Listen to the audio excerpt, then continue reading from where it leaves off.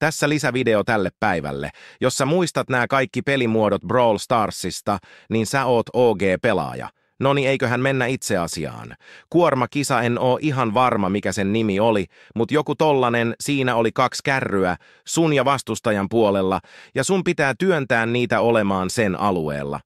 Pomo, paini. Siinä piti kerätä power-kubeja ja tyrmätä vastustajia ja tuhota pomoa, eli sitä jätti roboa, siinä oli 10 pelaajaa. Mä en nyt muista sen nimeä, mutta siinä sun pitää tuhota se ihme jätti robottidinosaurus ennen kuin se ehti tuhota sitä kaupunkia. Se taisi olla joku Metropolin mellakakkasen pelimuodot nimi. Siinä oli 3 pelaajaa. Selkaus plus, siinä sä sitä 1 pokaalin aina kun tyrmäsit jonkun tyypin.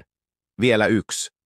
Se oli se Brawlin rantapallo, missä se pallo lensi ilmaan, ja sun piti mennä sen alueelle, mihin se tippuu, se näkyi siinä maassa, ja sitten se pallo lensi vastustan puolelle, sitten vastustaja teki saman.